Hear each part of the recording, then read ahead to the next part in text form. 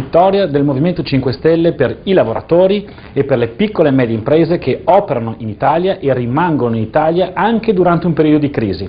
Abbiamo chiesto e ottenuto che se un'azienda delocalizza usando dei fondi pubblici, cioè ottiene dei finanziamenti per comprare i macchinari e dopodiché chiude qui e li usa delocalizzando, quei soldi in qualche modo li deve restituire. Non sono soldi suoi, ma sono soldi dei cittadini italiani che devono rimanere nel territorio italiano.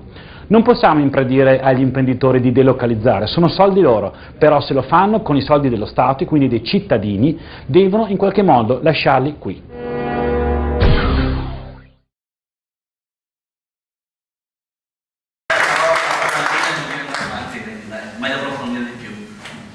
Adesso tocca a Mattia.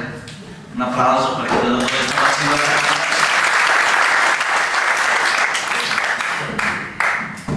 Grazie a tutti, grazie di essere qui. Io chiedo prima l'applauso per i ragazzi di Castelnuovo che hanno organizzato questa. Perché quello che noi facciamo come Movimento 5 Stelle è confrontarci con le persone, anche che la pensano diversamente da noi. Questa serata ha lo scopo di sederci ad un tavolo a parlare con gli imprenditori, a parlare con chi esce tutti i giorni sul mercato, con chi ha i problemi che viviamo anche noi. Ci sediamo intorno al tavolo e le proposte le facciamo insieme. Queste sono le serate che continueremo a fare in tutta la provincia di Verona. Ecco perché noi ci togliamo dal parlare, cioè da chi ci batte le mani. Noi andiamo in piazza a chiedere anche i fischi. L'importante è che si arrivi a qualcosa di costruttivo, perché il Movimento 5 Stelle è effettivamente la volontà di aiutare i cittadini, di fare qualcosa, e le proposte devono venire dai cittadini, e vedremo insieme come che fare le proposte di leggi giuste e risolvere i problemi non è difficilissimo se si è liberi. Ora io faccio parte della Io faccio parte della Commissione Attività Produttive. Se mi cercate sul sito della Camera trovate questo. Io sono un ingegnere, lavoravo in energie rinnovabili e facevo il country manager per un'azienda tedesca. Io lavoravo tra l'Italia e la Germania. Mi occupo della Commissione 10, ma attività produttive, commercio estero, energia e non ultimo il turismo. Abbiamo sentito tante cose, abbiamo sentito diverse affermazioni. Tutto quello che noi stiamo continuamente cercando è il profitto. Kennedy diceva che forse il fine ultimo di un'azienda non è il profitto, non è solo il profitto, non è soltanto il PIL, perché prima il PIL non misura tutto, perché non misura i disastri sociali, non misura i disastri ambientali, non misura il fatto di quanto i lavoratori possono lavorare bene in un'azienda. Un lavoratore che è motivato e lavora bene produce 70% in più di un lavoratore demotivato che lavora male. Questi sono numeri che dobbiamo tenerli a mente quando parliamo di lavoro, quando parliamo di occupazione. Che senso ha avere un numero di giovani occupati, di dire che abbiamo un'occupazione al 10-11% se poi sono tutti mal pagati? È chiaro che appena si ha la possibilità si emigra all'estero. Allora io quando chiedo agli imprenditori ma quanti effettivamente sono qui, hanno aperto un'azienda per il profitto, tutti mi alzano la mano. Dopo chiedo ma effettivamente con tutti i sabati che lavorate, con tutte le domeniche, con tutti i guai che avete, con tutta la burocrazia che c'è, con tutti i rischi che avete, effettivamente alla fine portate a casa più o meno di un vostro dipendente?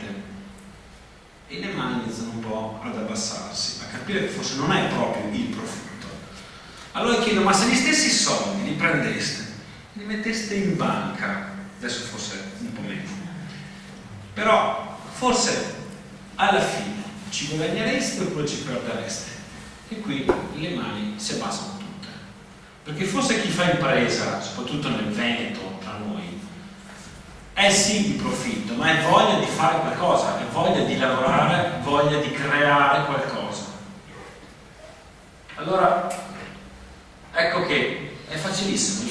Se un partito come noi è libero da lobbies, è libero da compromessi, è libero da grandi aziende, è chiaro che fare le proposte di legge è semplicissimo. Io ve lo posso giurare, io sono nella commissione referente per quanto riguarda il decreto destinazione Italia. Io ho lavorato in notturna nella legge di stabilità nella commissione bilancio. Fuori dalla sala ci sono i lobbisti, hanno dei permessi speciali, non si sa neanche perché poi li hanno, come fanno, che appena il deputato fuoriesce dalla sala ti tirano per la giacchetta, ti dicono deputato, buonasera, guardi sono Sorgenia, sono quello dell'ENI, eccetera, siamo in tanti.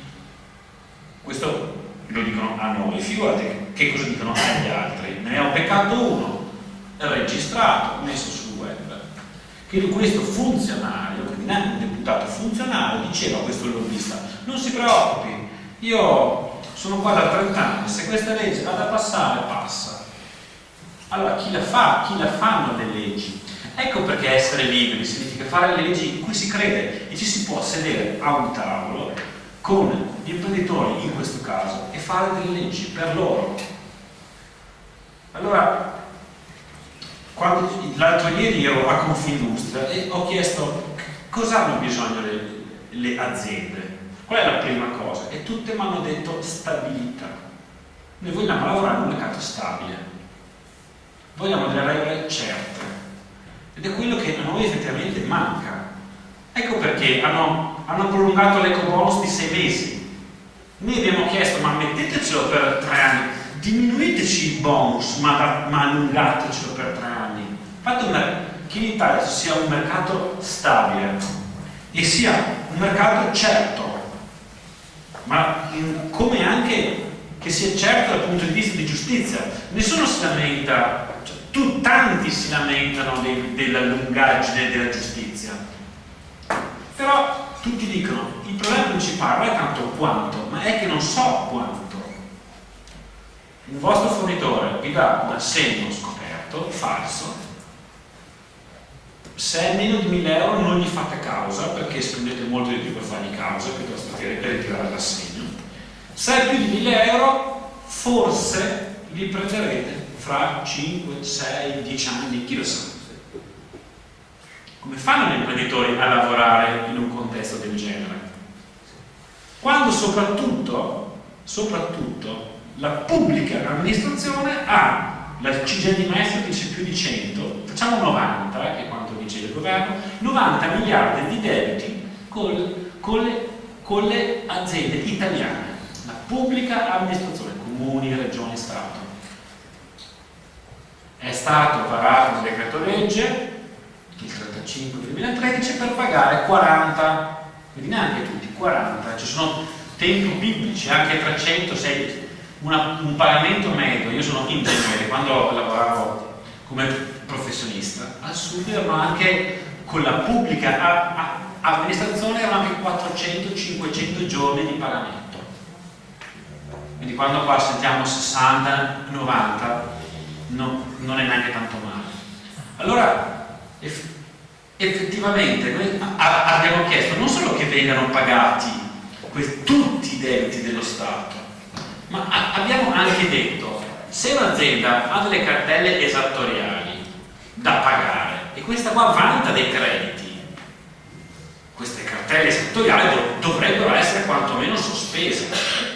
Mi devi 100, io ti devo 100, mi sembra che in una normale trattazione commerciale finisca lì. Non è stato approvato. E se le aziende, come ho sentito prima, e rispondo subito a Tarcisio, abbiamo già chiesto che la Cassa Depositi e Prestiti possa effettivamente garantire proprio come prestito liquido alle piccole e medie imprese. E se questo l'abbiamo già chiesto, allora ci chiediamo perché le aziende hanno difficoltà a ricevere crediti dalle banche, ma quando poi, soprattutto le piccole e medie aziende, perché vedremo dopo i due trattamenti diversi, quando poi ci si chiede, anzi lo Stato chiede delle coperture per le tasse, per le nuove tasse, e le chiede anticipando gli acconti IRPEF e IRAP dell'anno prossimo, cioè su un fatturato presunto dell'anno prossimo, che già in crisi è minore, cosa sta facendo di fatto? Lo Stato sta chiedendo alle piccole e medie imprese di fare da banca. Voi andate in banca, non vi danno niente, lo Stato chiede che le aziende, quindi chi dovrebbe aiutare, facciano da banca. Allora io mi chiedo come fa un imprenditore a rimanere in Italia. Allora effettivamente tante cose sono state fatte dalle lobby. Una di queste poco tempo fa è stata il capacity payment. Un secondo vi spiego cos'è. Il capacity payment, siccome abbiamo tappezzato l'Italia di energie rinnovabili, queste qui, a detta di molti, non hanno una programmazione, cosa falsa, perché il GSE, che si occupa di erogare i fondi per le energie rinnovabili, sta investendo tantissimo in programmazione, è capace di dire quanto le energie rinnovabili dal sole e dal vento possono dare in un'ottica di settimane. Comunque non va bene, è stato fatto un capacity payment, cioè un mercato delle capacità per le aziende grandi e produttrici di energia, quindi 5, Enel, Sorgenia, Eni, non certo le piccole. Per queste aziende gli daranno degli incentivi per mettere all'asta una certa capacità produttiva,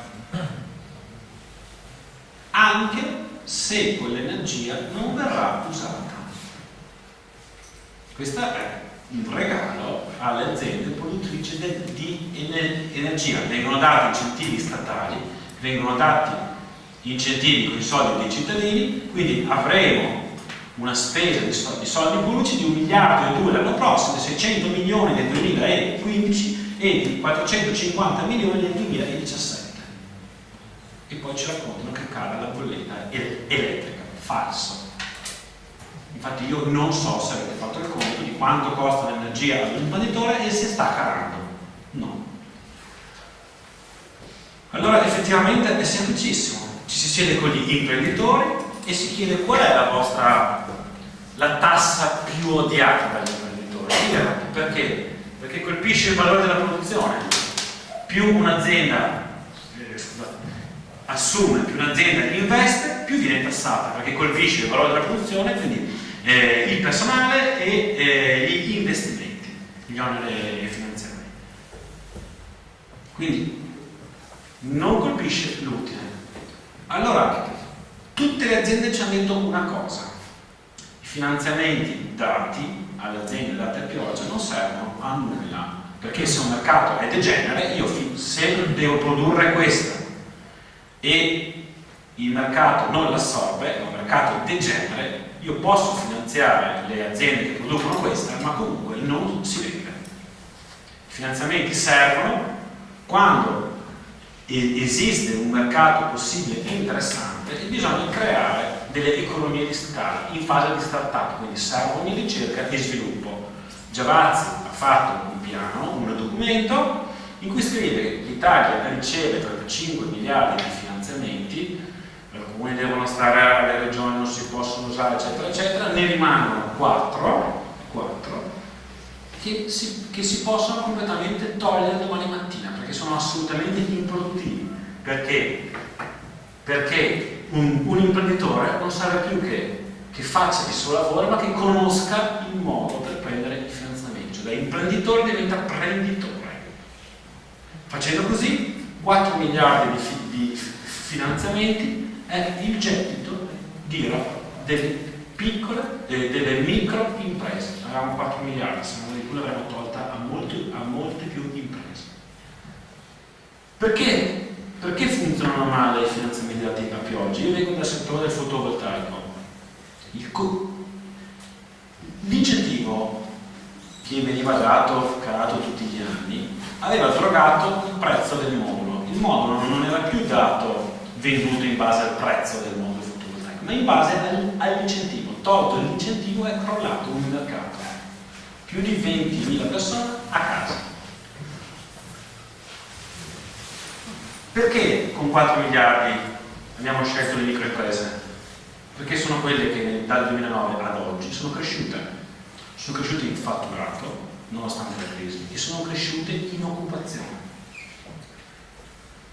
Allora capiamo bene quando sono i soldi dei cittadini ad essere messi in discussione o quando veramente sono soldi degli imprenditori. È passato l'emendamento, l'IRAP, cioè il fatto che prima, come vi raccontavo, possiamo togliere l'IRAP alle microimprese domani mattina a costo zero, è una proposta di legge che è ferma in Commissione Finanza. Invece questo qui, emendamento sulla delocalizzazione, è attuale, a firma nostra. Allora, sulla delocalizzazione apro una parentesi perché è un fenomeno abbastanza interessante a capire queste aziende dove se ne vanno. C'è uno studio dell'ICE, quindi non del Movimento 5 Stelle, che dice che dal 2009, dall'inizio della crisi ad oggi, hanno delocalizzato 27.000 aziende.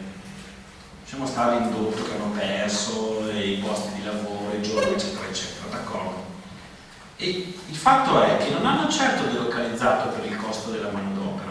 Guardate che noi, dati di Confindustria, dopo chi li vuole ne lasciano anche una copia, non siamo il paese in Europa con il costo maggiore della manodopera, del costo del lavoro. Non è vero, lo dice Confindustria. Svizzera, Germania, Austria hanno un costo maggiore del nostro. Siamo il paese col maggior cuneo fiscale. E queste aziende non hanno delocalizzato in India, in Brasile, sì, anche in una parte, ma soprattutto hanno delocalizzato in Germania, in Austria e in Svizzera. Il primo paese è la Francia, dove il costo del lavoro costa più che qua. Ma perché? Perché c'è la volontà in Francia di fare un'impresa. Io ho incontrato gli imprenditori di New York, io non posso dirvi di non andarvene via in Italia, sono soldi vostri. Però, se voi avete ricevuto dei finanziamenti pubblici, legge Sabatini, per acquistare macchinari, eccetera, eccetera, quei soldi lì dovete lasciarli giù perché non sono vostri, sono soldi dei cittadini. Lo fa la Germania, lo fa l'Austria, lo fa la Norvegia, lo fa in quasi tutta Europa. In Germania un comune ha aprito uno stabilimento alla Nokia. Nokia ha aperto, gli ha dato i finanziamenti, gli ha dato di tutto. Gli hanno dato. La Nokia non ha delocalizzato, ha solo chiuso, è soltanto andata male. La Nokia perché c'è l'iPhone, eccetera, eccetera. Il comune gli ha chiesto il conto. La Nokia ha pagato. Ma perché non può essere anche qui? Da ora in poi, grazie all'emendamento del Movimento 5 Stelle, sarà così. I soldi pubblici.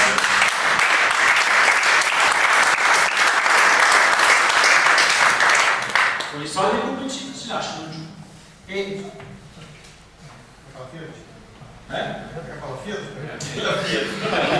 non si apre. La Fiat ne ha ricevuti a pacchi. Adesso ha aperto la sede in Olanda. E quindi io vorrei sapere.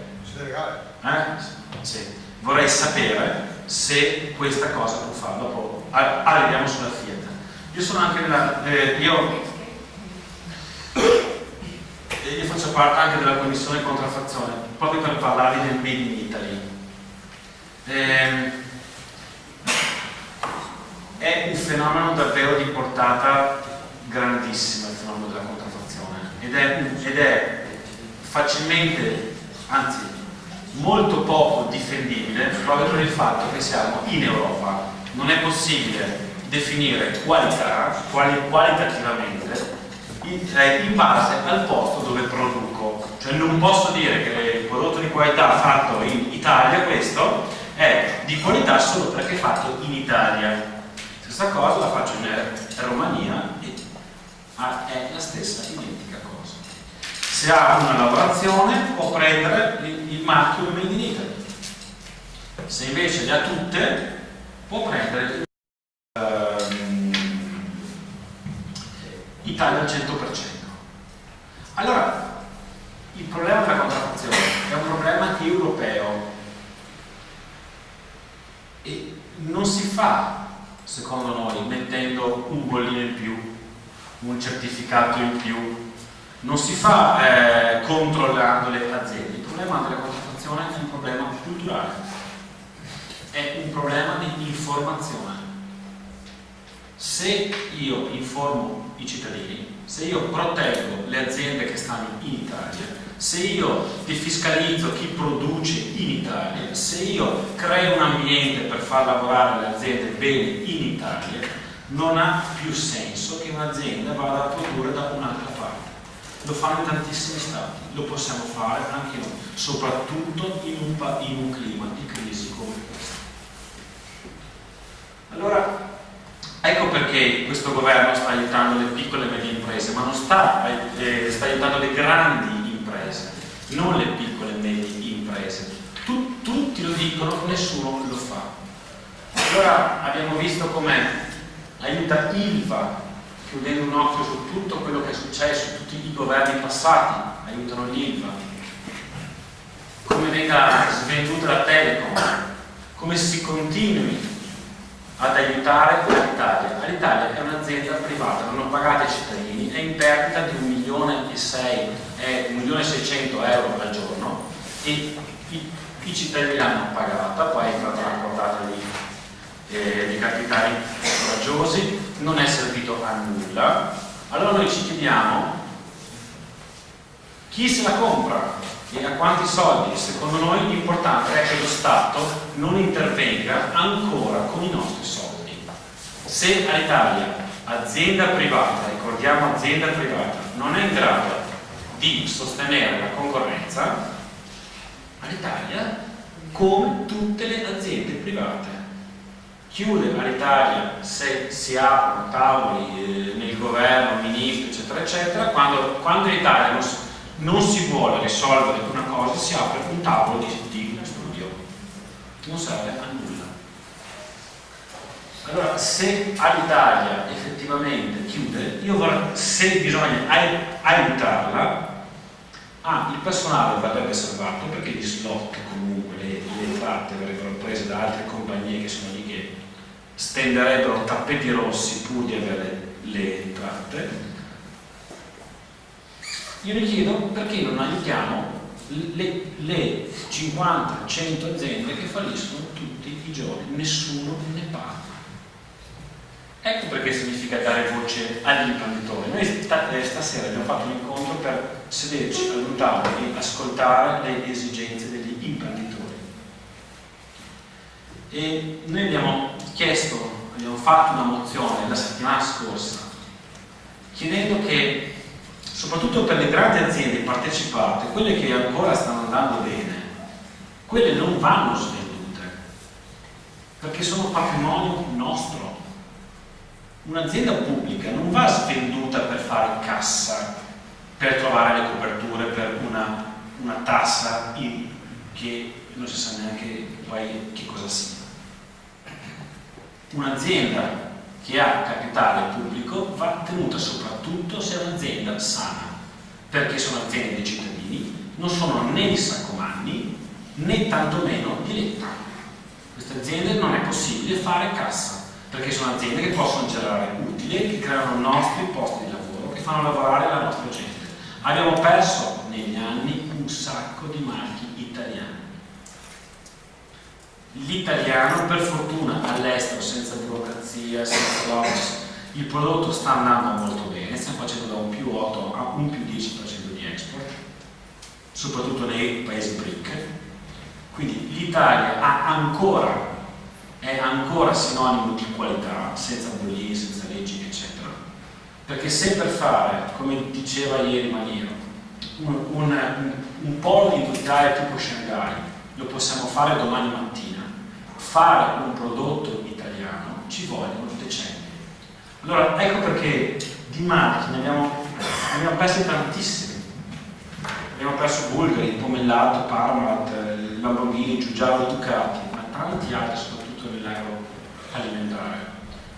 Ecco perché ci si chiede di proteggere la piccola e media impresa con il nome italiano e tutto l'indotto che ci sta dietro, anche aiutando l'impresa che va all'estero ad internazionalizzare. Non è più un'impresa singola, ma è un prodotto italiano che va all'estero. Il governo non sta agendo per queste soluzioni, non lo sta facendo. Per quello è importante che almeno qualcuno lo faccia. Ci sono poi certe leggi che effettivamente bisogna avere il coraggio di dire che non hanno funzionato. E abbiamo parlato di liberalizzazione, di aprirci, di libera concorrenza. Attenzione, certe volte la liberalizzazione fornisce, diciamo, margine ai grandi a scapito dei piccoli, perché chi lavora deve lavorare bene in un ambiente familiare e soprattutto deve essere felice del proprio lavoro.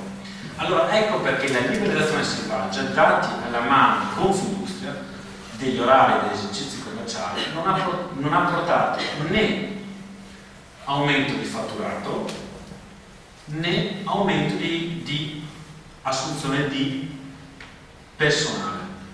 Quindi dobbiamo avere il coraggio di dire che l'apertura selvaggia degli esercizi commerciali non ha funzionato. Facciamo un passo indietro, anzi ha portato a uno sfruttamento continuo dei lavoratori e un impoverimento dei centri, diciamo, dei centri storici. Ecco perché noi abbiamo proposto una proposta di legge che è in discussione in Commissione Attività Produttive, proprio per dire stop. Alle domeniche i negozi si chiudono, lo fanno in Germania, lo fanno in Austria, ovviamente esclusi i centri storici, esclusi i centri esclusi quelli, però negli altri parti i negozi devono stare chiusi. Allora, se noi continuiamo a chiedere una stabilizzazione dell'Ecomos, perché? Anche prima l'ho sentito, perché stabilizzare fino al 2020 manca 1-0. Secondo dati forniti anche dal CNI, Centro Nazionale degli Ingegneri, si possono creare 1.600.000 posti di lavoro gestendo sulla riqualificazione di edifici e sulla gestione dei rifiuti. Perché? Perché siamo contro alle grandi opere? Magari un giorno potremo anche farle, un giorno potranno anche servire, però adesso non è il momento di fare le grandi opere. Lasciamo perdere tutto il fatto della cementificazione selvaggia, che dopo vedremo quando parliamo di turismo, di Made in Italy. Lasciamo perdere le infiltrazioni che ci possono essere di criminalità organizzata, eccetera, eccetera. Parliamo proprio di posti di lavoro, di ritorno economico. La TAV costava, se fosse costata 8 miliardi, 6.500 posti di lavoro dati a poche multinazionali, di lavoro non qualificato. L'Enea, quindi Ente Nazionale di Energie Alternative, aveva fatto uno studio che con 8 miliardi dati alla riqualificazione degli edifici si possono creare 150.000 posti di lavoro e si possono riqualificare 15.000 edifici come scuole, ospedali, caserme e quant'altro. In più con tutto il risparmio che ci sta dietro.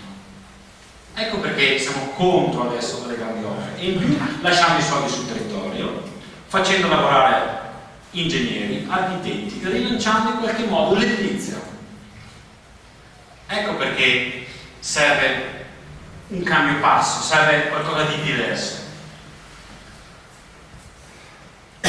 Ultimo capitolo, importantissimo soprattutto nel comune di Castelnuovo, il turismo, dove l'Italia potrebbe essere al primo posto Adesso l'Italia si trova al 62esimo posto per quanto lo Stato ha voglia di investire nel turismo. Tra il turismo locale e il manifatturiero, quindi l'artigianato, dati dell'Enit, ci lavorano 4 persone su 10. Quindi è un settore che ha la stessa valenza di qualsiasi altro settore industriale su cui lo Stato non sta facendo nulla.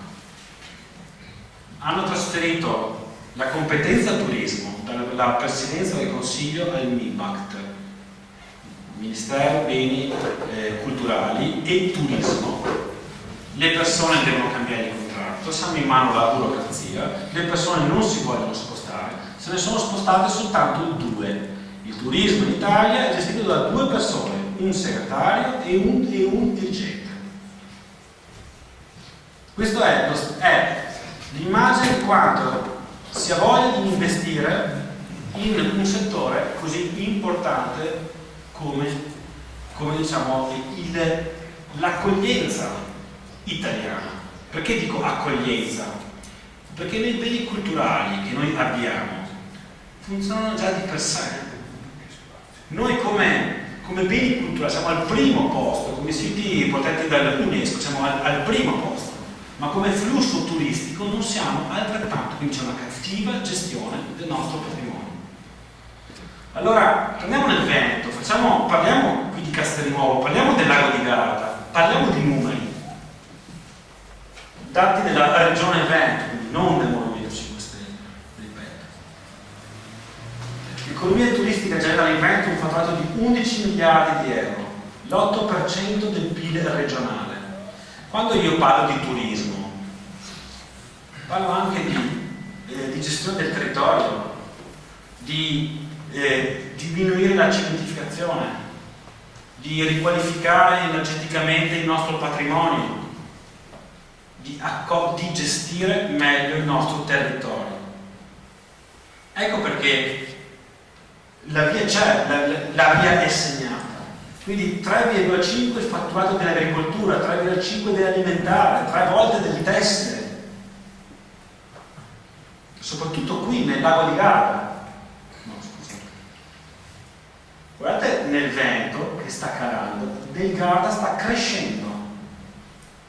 Ed ecco quando noi ci battiamo per non costruire nuova centrale, il nuovo hotel, il nuovo cementificare. Facciamo una programmazione, cerchiamo di capire quanti turisti arrivano, che feedback c'è. Il Veneto addirittura è come Londra, come le Canarie, come le grandi mete, perché noi quando pensiamo al turismo pensiamo sempre a Roma, pensiamo sempre al sud, abbiamo Venezia, Verona, il lago, abbiamo una risorsa, un patrimonio inestimabile che va preservato. Guardate la sponda bresciana e la sponda veronese. I dati sul turismo sono abbastanza diversi perché negli ultimi anni la sponda bresciana ha fatto il boom. Noi forse abbiamo troppo svenduto la nostra sponda veronese, che quando ci sono soldi per tutti abbiamo creato un po' a Monaco in Germania ci raccontavano che il lago di Garda della sponda veronese è un po' una loro colonia, ed è vero, però la sponda bresciana è molto cresciuta senza cementificare. Sì, un po' c'è stato sicuramente, però senza svendersi, senza svendere il proprio territorio. Stiamo parlando veramente di numeri importanti, stiamo parlando di 11 milioni di presenze e tutti gli stranieri devono essere in grado di accogliere lo straniero che vuole sempre di più una struttura, vuole sempre di più l'agroalimentare, vuole sempre di più riconoscere un prodotto italiano. Si parla di un volume d'affari diretto di 940 milioni e di un indotto altrettanto.